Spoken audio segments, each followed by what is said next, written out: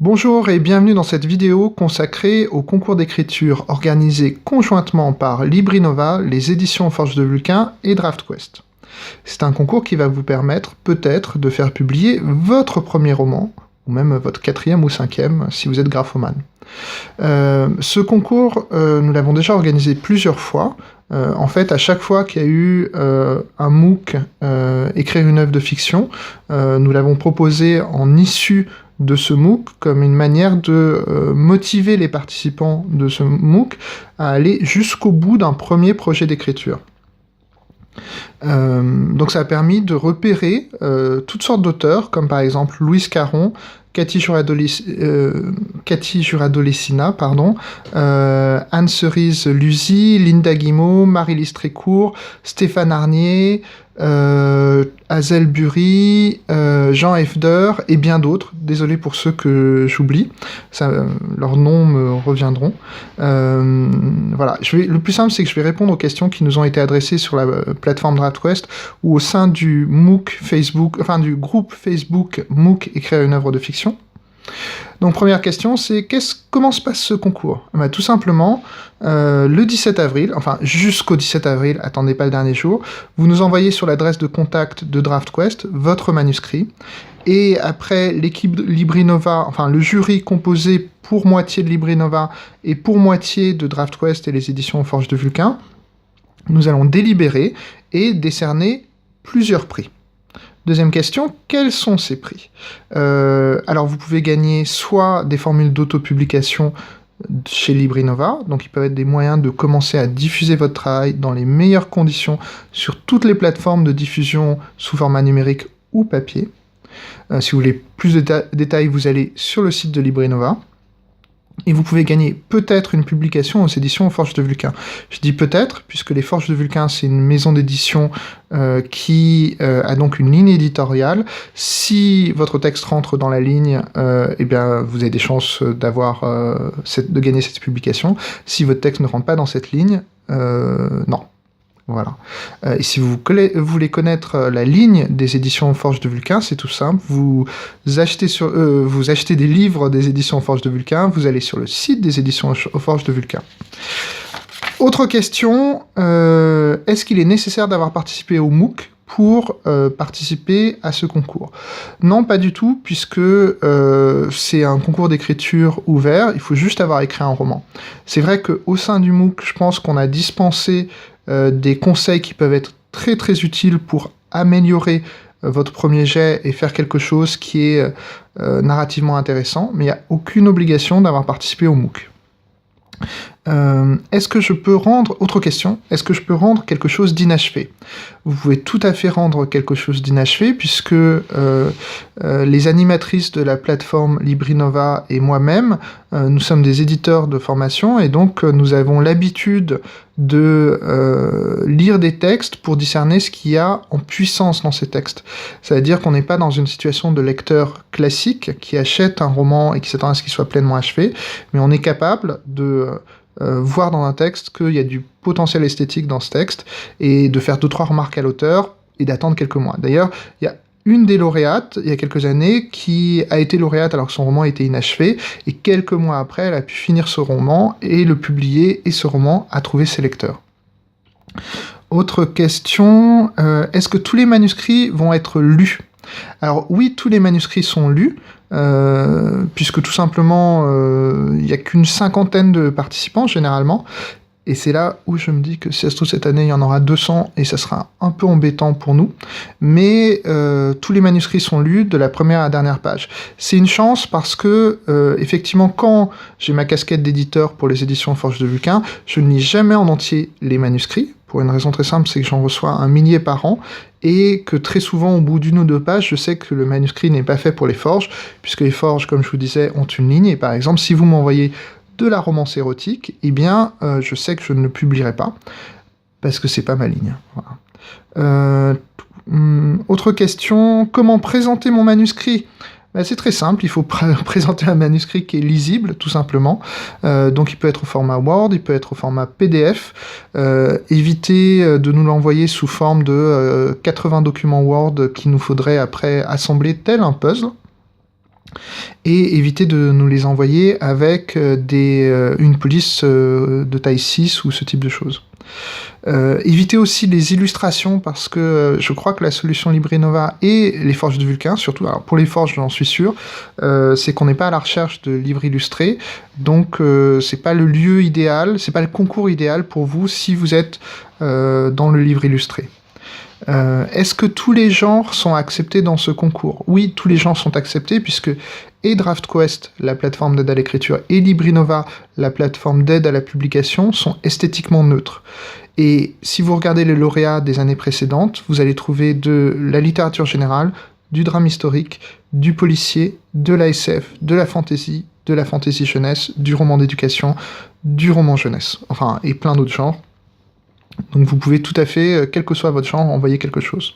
C'est plutôt du narratif, donc c'est un concours de roman, donc un sonnet d'une page, ça va être un peu compliqué.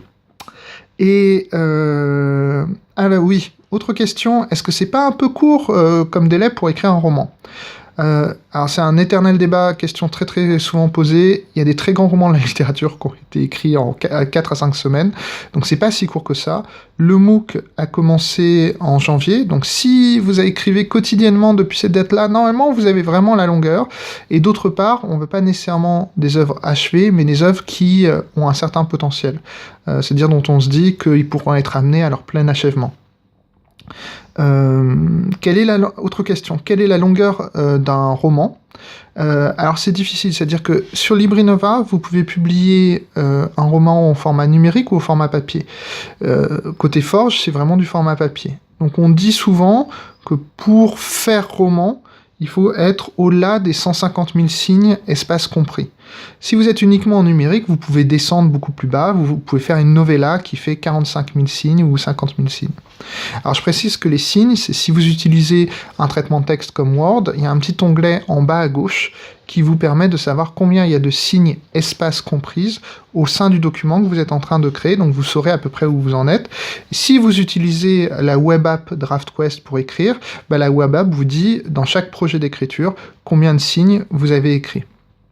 Dernière question, dois-je faire ce concours ? Alors ça, c'est à vous de répondre, mais avec l'expérience, je me suis rendu compte que fixer ce type d'objectif, c'est-à-dire d'avoir un moment où vous devez rendre un manuscrit et d'avoir l'assurance d'avoir quelqu'un qui va le lire derrière, ça peut être un bon levier pour vous permettre d'achever une première œuvre. Et achever une première œuvre, c'est le meilleur moyen de savoir que c'est faisable, et que donc vous pouvez le faire, que vous allez le refaire, et que texte après texte, vous allez gagner en assurance et en finesse et en aisance. Avant de vous quitter, trois petites remarques. DraftQuest est gratuit et notre but c'est de garder le MOOC DraftQuest gratuit le plus longtemps possible.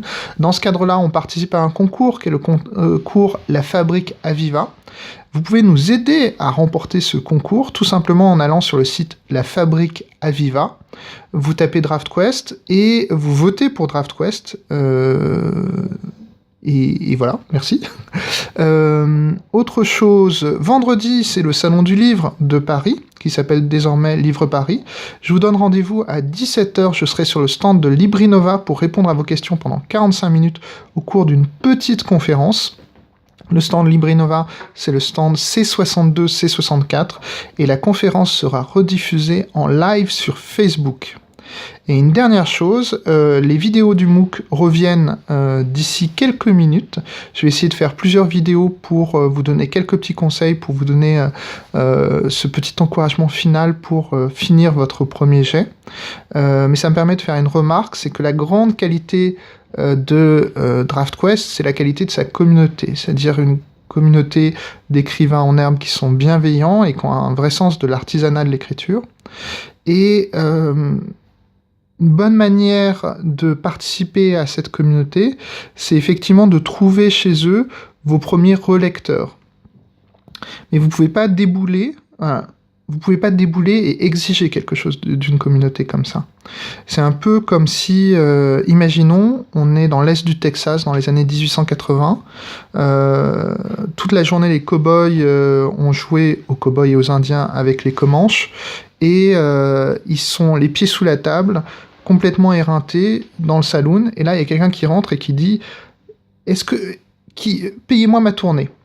Et en fait, vous voyez bien que ça peut pas fonctionner comme ça. Généralement, ce qui se passe, c'est que le cow-boy rentre, dit je paye la tournée à tout le monde, et après d'autres payeront d'autres tournées. Et cette scène de western, c'est un peu le symbole de l'économie collaborative ou participative, c'est-à-dire que si vous voulez que la communauté vous aide d'une certaine façon, si vous voulez recevoir quelque chose de la communauté, il faut donner à la communauté. Donner à la communauté, ça veut dire par exemple, quand vous faites un exercice sur la plateforme DraftQuest, c'est aller regarder les exercices des autres et les commenter avec bienveillance et précision. Donc la bienveillance, c'est pas la complaisance, c'est pas dire « Ah, c'est super ce que tu fais », c'est vraiment essayer de comprendre ce que veulent faire les autres et les aider à le faire. Donc il faut donner à la communauté, donner de l'attention. Il faut aller au sein du groupe Facebook de DraftQuest et dire voilà, moi j'aime bien lire les romans de fantasy, si vous écrivez un roman de fantasy, je peux le relire pour vous et vous donner mon avis de lecteur.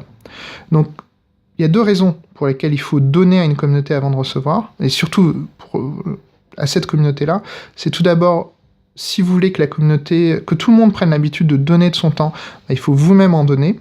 Et l'autre chose aussi, c'est que l'exercice même de lire un manuscrit qui est en cours d'écriture, ça va être extrêmement formateur pour vous, parce que ça peut vous aider à affiner la manière dont vous regardez votre propre manuscrit. Donc, contribuez, c'était mon conseil du jour. Je vous donne rendez-vous à 17h vendredi au Salon du Livre. Et je vous remercie. Si vous avez des questions, vous pouvez m'écrire à david@draftquest.fr, draftquest.com, pardon. Et sinon, vous pouvez vous rendre au sein du groupe Facebook MOOC Écrire une œuvre de fiction et poser vos questions. Merci et à très bientôt.